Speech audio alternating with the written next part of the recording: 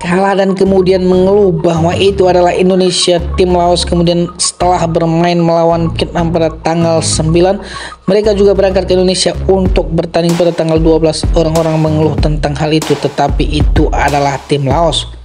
Jika Laos tidak merasa kelelahan di paruh kedua babak kedua, sayang sekali Indo kalah. Saya bermain lebih dari orang lain, tapi sayangnya saya tidak bisa berlari lagi sehingga saya tidak bisa mencetak gol lebih banyak. Pelatih timnas Indonesia Sintayong mengungkap kondisi anak-anak asuhnya jelang menghadapi Vietnam dalam laga ketiga grup B Piala AFF 2024 pada Minggu 15 Desember 2024. Juru taktik asal Korea Selatan tersebut menyebut skuad Garuda mulai kelelahan sebab harus berpindah-pindah di 3 negara dalam kurun waktu beberapa waktu. Sebagaimana diketahui, timnas Indonesia memang kebagian jadwal padat di awal pelaksanaan Asian Mitsubishi Electric Club atau AMEC 2024. Pasukan Merah Putih diharuskan bertandang ke Myanmar pada 9 Desember lalu, kembali ke tanah Indonesia menjamu Laos di Stadion Manahan Solo. Tak mendapatkan banyak waktu istirahat, timnas Indonesia lagi-lagi menempuh perjalanan jauh menuju Vietnam guna melakoni matchday ketiga. Situasi ini berbanding terbalik dengan The Golden Star yang beberapa waktu mendapatkan istirahat. Lebih banyak disebabkan baru kebagian memainkan satu laga tandang di Laos pada Senin 9 Desember 2024 dan langsung kembali ke negaranya untuk mempersiapkan diri menghadapi skuad Garuda. Situasi tersebut menurut Sintayong membuat Vietnam ada di situasi lebih menguntungkan, apalagi para pemain The Golden Star memiliki jam terbang internasional lebih banyak dibandingkan timnas Indonesia yang diperkuat oleh mayoritas pemain muda dalam turnamen kali ini. Pertandingan besok akan sangat berat dan sulit bagi timnas Indonesia. Sebenarnya kami melakoni laga pertama lawan Myanmar itu adalah laga tandang perjalanan panjang, ucap STY dalam konferensi pers jelang laga pertandingan melawan Vietnam Sabtu 14 Desember 2024. Setelahnya kami menempuh perjalanan jauh lagi kembali ke Indonesia guna melakoni laga tandang melawan Laos. Ini adalah pertandingan ketiga kami di laga tandang Vietnam, jadi jadwalnya sangat padat. Kami sangat lelah. Tim kami rata-rata terdiri atas pemain U22, jadi dalam hal pengalaman dan jam terbang di laga internasional, situasi kami relatif kurang menguntungkan jika dibandingkan timnas Vietnam. Makanya pertandingan ini akan berat, tandas juru taktik asal Korea Selatan. Terlepas dari itu, Sintayong mengklaim ia dan anak-anak asuhnya akan tetap berupaya maksimal di sisi laga Piala AFF 2024. Sang pelatih juga berharap turnamen ini bisa menjadi bekal pengalaman bagus bagi para pemain muda yang tengah dipersiapkan untuk kualifikasi Piala Asia U23 tahun depan. Saya tetap berharap tim kami akan mendapatkan pengalaman bagus dari laga ini dan kami akan tetap melakukan yang terbaik esok, kata Sintayong. Berikut komentar fans Vietnam jelang laga Vietnam versus Indonesia Minggu 15 Desember 2024. Kalah dan kemudian mengeluh bahwa itu adalah Indonesia. Tim Laos kemudian setelah bermain melawan Vietnam pada tanggal 9, mereka juga berangkat ke Indonesia untuk bertanding pada tanggal 12. Orang-orang mengeluh tentang hal itu, tetapi itu adalah tim Laos.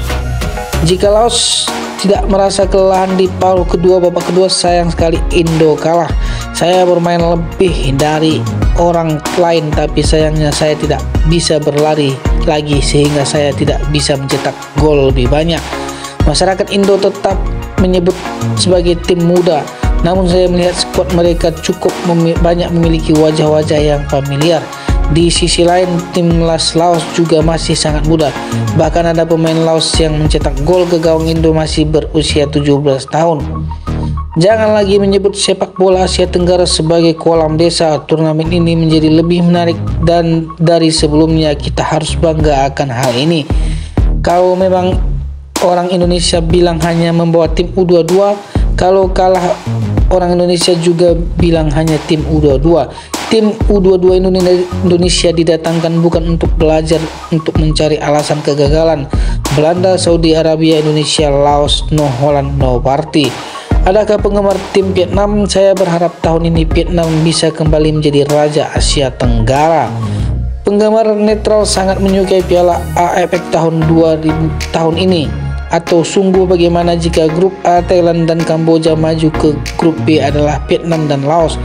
Thailand bertemu Laos di semifinal, Vietnam bertemu Kamboja dan Vietnam tersingkir dan Thailand di akhir.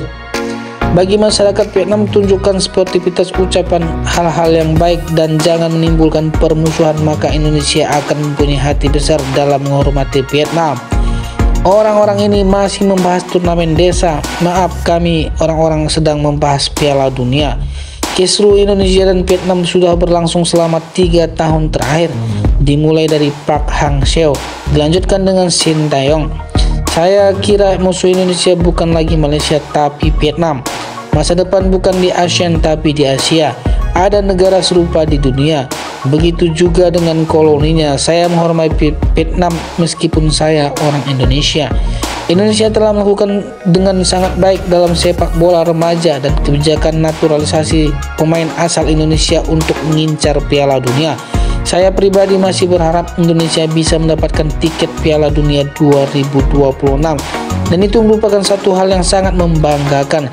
Adapun teman-teman Vietnam yang iri hati harus berhenti seperti ini. Mereka melakukan bagian dengan baik daripada mereka merasa pahit karena yang lebih rendah dari orang lain. Harap ingat kalimat ini, Indonesia dan Myanmar akan memberikan pelajaran seumur hidup pada Vietnam.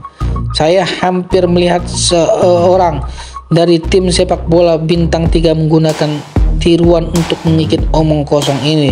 Tanpa bantang kali 3 tiba-tiba di udara terasa lebih segar karena tidak melihat kemana-mana pakai klon ACC. Kalau Vietnam kalah 3-1 dari Indonesia, saya bakalan senang. 3 atau 4 pertandingan Vietnam kalah dari Indonesia pada tahun 2024. Kira-kira apa yang akan terjadi pada minggu besok ini? Jika Vietnam menang, maka mereka hanya akan menang melawan U23, bukan memenangkan naturalisasi Indonesia atau Belanda.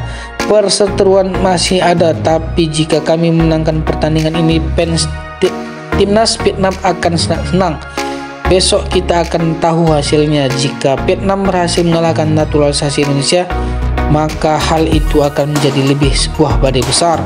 Saya berharap timnas Vietnam membiarkan Indonesia kembali turun tanpa pemain naturalisasi. Selain lemparan ke dalam yang ke area penalti, Indo tidak punya skill lain. Faktanya Indonesia hanya lebih kuat dari Vietnam jika mereka memiliki pemain naturalisasi. Namun jika hanya memiliki pemain dalam negeri, mereka tidak akan bisa berbuat apa-apa. Skuad Indonesia di babak kualifikasi WC3 mungkin hanya 30-40% orang Indonesia. Jujur saja, saat Pak bertemu Indo dengan 9-10 Dutch, dia tidak bisa memakannya. Boleh biarkan dia berbicara dengan bebas, asalkan jangan mengatakan apapun agar penonton memiliki kekuatan. Saya kira skor pertandingan besok adalah 3-4-1. Apakah Puto memiliki kontribusi PDB yang tinggi bagi negaranya dan memiliki stadion berstandar internasional untuk menyaksikan tim Vietnam bertanding? Senang sekali. Pemain nomor 12 Indonesia itu mirip Le Tuan Kang, ya, spesialis lemparan ke dalam.